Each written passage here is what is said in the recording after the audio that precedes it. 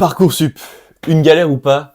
Ouah, ça fait vraiment un moment que j'ai pas prononcé ce nom-là. Je vais vous expliquer du coup dans cette vidéo les nouveautés. Donc, il y aura une première partie qui va s'axer sur ça, une deuxième partie sur le calendrier, un peu sur comment ça se passe, et une troisième partie bonus. Restez bien jusqu'à la fin de la vidéo. Si tu me connais pas, je m'appelle Thomas, j'ai 21 ans, je suis étudiant, et mon but c'est d'aider des lycéens et des étudiants qui cherchent à trouver leur orientation. Donc je propose des interviews avec des étudiants qui sont dans différentes thématiques, différentes études. Donc tout ça, ça se passe sur ma chaîne, donc n'hésite pas à t'abonner. Allez, c'est parti, je vous explique les nouveautés de 2025.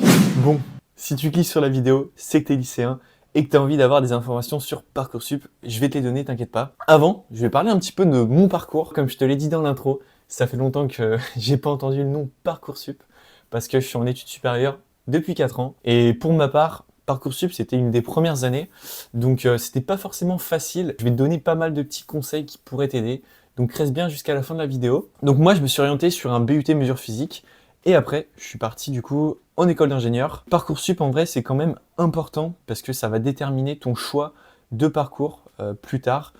Donc au niveau des études que tu vas choisir. Et j'ai beaucoup d'amis qui ont choisi une formation et qui se sont réorientés au fur et à mesure, au bout de 1 an, 2 ans, ou même 3 ans d'études. Donc écoute bien attentivement cette vidéo parce que ça pourrait te servir et surtout ça pourrait te permettre de choisir des études qui te plaisent vraiment. Bon, je pense que ce qui t'intéresse, c'est les nouveautés. Alors il y a 3 grandes nouveautés que je vais te présenter. La première, c'est la carte d'identité des formations. C'est quoi?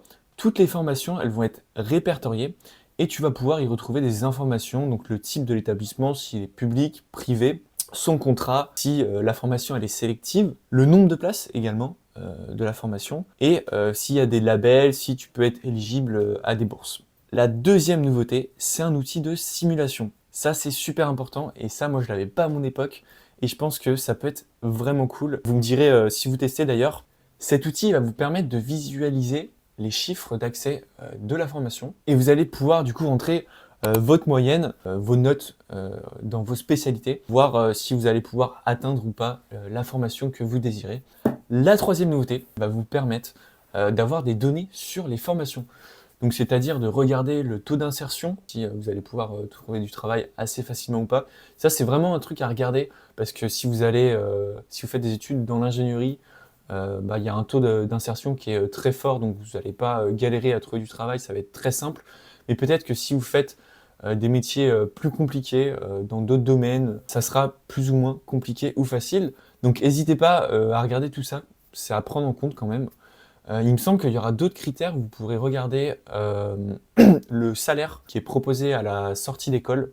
Donc ça aussi c'est intéressant et à prendre en compte. Donc voilà, il y a plein de nouveautés qui sont intéressantes. Donc il y a pas mal de nouveautés chaque année. Bon, Parcoursup ça s'améliore, on peut dire ça comme ça. Tous les ans, voilà, il y a plein de choses qui évoluent avec le temps. Et il y a notamment le calendrier. On va y venir, je vais vous expliquer un petit peu les différentes phases. Et je vais vous donner aussi quelques conseils qui vont pouvoir vous aider sur les différentes phases que j'aurais aimé savoir si j'étais au lycée. Bon, on se retrouve avec les étapes clés du calendrier. Donc comme vous le savez, le 18 décembre, aujourd'hui même, l'ouverture du site d'Info Parcoursup ouvre. Donc vous pouvez aller checker les différentes formations, déjà vous renseigner. Donc profitez-en un maximum. Allez-y là direct un petit peu. Bon, je sais que ça va être les vacances de Noël, donc c'est pas forcément le moment plus adepte pour aller voir les formations. Mais profitez bien de cette phase quand même parce que c'est super important. Franchement, pour mon cas, quand j'étais au lycée, en terminale, je m'étais pas trop renseigné, je m'étais renseigné un peu plus sur le tard et c'est un peu mes parents qui m'avaient conseillé au niveau de l'orientation, voilà, qui avaient regardé un peu pour moi. Et vous faites pas avoir comme moi. Essayez de regarder un peu plus en amont, allez checker les formations, n'hésitez pas à regarder des vidéos sur YouTube, de discuter avec des amis ou peut-être des gens qui sont en études supérieures, ça peut vraiment vous servir. À partir du 15 janvier jusqu'au 13 mars, donc c'est la phase où vous pouvez faire vos vœux. Donc là, le but, ça va être de faire un maximum de vœux. Allez-y, hein, franchement. Je vous donnerai des conseils. Ça sera la troisième partie de la vidéo. Donc restez bien jusqu'à la fin. Ensuite, le 2 avril, c'est la clôture des dossiers. Donc là, dernier délai. Après, du coup, du 2 avril jusqu'au mois de mai, j'ai pas la date exacte en tête, là, vous allez faire vos dossiers. Donc, c'est une phase aussi super importante. Il faudra essayer de travailler un petit peu vos dossiers avant. Vous allez rédiger quelques dossiers concernant votre personnalité. Donc, vos centres de loisirs, vos centres d'intérêt, si vous êtes dans une association, si vous faites du sport à côté, si vous faites de la musique. Donc là, c'est super important vraiment d'appuyer votre dossier par rapport à vos qualités, à vos loisirs, à vos centres d'intérêt. Si vous aimez aussi parler une langue ou si vous avez un passe-temps, voilà, c'est bien de le mettre en valeur, c'est super important. Ça, les recruteurs aiment bien. Puis, le gros travail, ça va être de réaliser les lettres de motivation. Que là, ça va demander un petit peu de travail parce qu'il va falloir les personnaliser. Je sais qu'il y a plein d'outils d'IA, voilà, ChatGPT, etc., qui peuvent vous faire les lettres. C'est quand même bien de les écrire parce que ça va vous servir aussi dans le supérieur. Si vous faites des études longues, faire un master, une école d'ingénieur ou en licence, c'est important quand même d'avoir une qualité de rédaction et de pouvoir s'exprimer, de pouvoir mettre ses compétences en valeur et vos centres d'intérêt. Donc vraiment rédiger vos lettres de motivation, c'est vraiment un truc moi qui m'a servi et que j'ai vraiment bien appliqué. Voilà, je m'étais appliqué à rédiger moi-même mes lettres de motivation. J'en avais fait pour STAPS, j'en avais fait pour des BUT. Voilà, j'avais fait différentes lettres de motivation et ça vous servira plus tard. Ensuite, le moment décisif où vous prenez une petite claque parce que c'est la phase, on arrive le 2 juin, voilà, la phase d'admission, c'est le moment que tout le monde attend, où la plateforme elle bug parce que tout le monde se connecte à ce moment-là pour savoir où en est ses vœux. Bon là, il y en a qui vont être contents, il y en a qui vont pas être contents. Si vous avez bien travaillé, si vous avez aussi de la chance, si vous avez rédigé des bonnes lettres de motivation et que vous avez fait des choix qui vous correspondent et qui sont liés à vos spécialités que vous aviez en première et en terminale, normalement, j'espère que ça devrait le faire pour vous. Puis là, c'est la phase un peu où vous allez recevoir vos admissions. Donc c'est assez délicat, c'est assez stressant. Mais voilà, faut rester confiant. Il y a les classements il y a la moulinette un peu, voilà comme on dit dans le jargon, qui va bouger, qui va descendre. Donc vous inquiétez pas. Et à partir du 11 juin, il y a la phase complémentaire du coup qui est ouverte. Donc là, vous allez pouvoir remettre encore des vœux si jamais vous n'avez pas été pris sur la phase avant. Donc vous inquiétez pas, hein, ça arrive à de nombreuses personnes si vous arrivez à cette phase et que vous n'avez pas eu de vœux.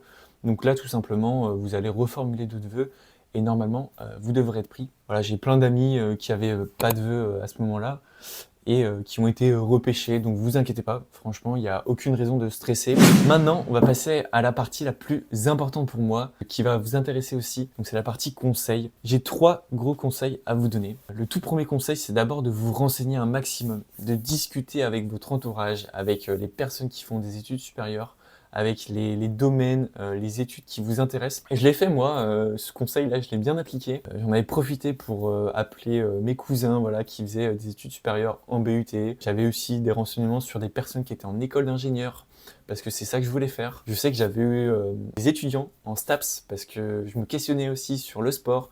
Est-ce que ça allait être un domaine d'études qui allait me plaire? Donc là, profitez-en pour savoir si cette formation que vous voulez, elle est dure, si elle va vous plaire, quelles sont les matières, sur les différentes années aussi d'études du parcours. Posez un maximum de questions, profitez. Là, on est au mois de décembre, on est sur fin d'année 2024. Vous avez du temps, donc allez-y, posez des questions, renseignez-vous. Regardez aussi mes vidéos parce que je fais des vidéos sur l'orientation, sur les écoles de commerce, les écoles d'ingénieurs, des prépas, sur aussi d'autres domaines. Donc n'hésitez pas à poser vos questions, moi ça sera avec plaisir si je peux y répondre. Le deuxième conseil, c'est de faire un tableau avec vos futurs vœux, qui va vous servir de maintenant jusqu'à la phase d'admission. Donc ce tableau, essayez de classer une dizaine, quinzaine de vœux, assez variés, diversifiés.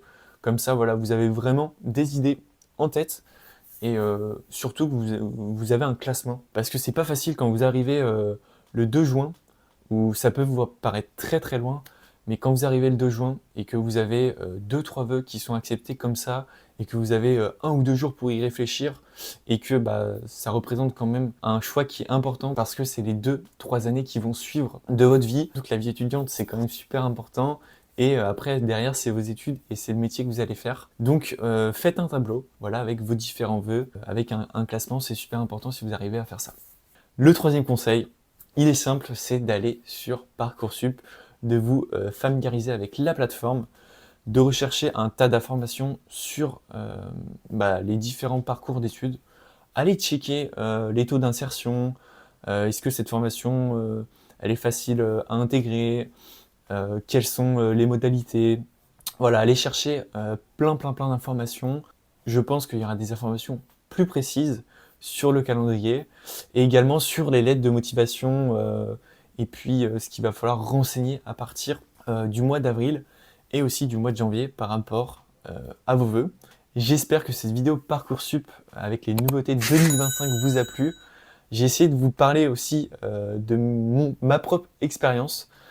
Pour le coup, ça s'est quand même bien passé pour ma part. J'étais un élève quand même qui était sérieux. Je pourrais d'ailleurs vous en faire une vidéo si jamais ça vous intéresse, avec mes notes, mon ressenti, comment ça s'est un peu plus passé sur Parcoursup, et puis comment j'ai été accepté à mes formations, et mon parcours aussi là où j'en suis.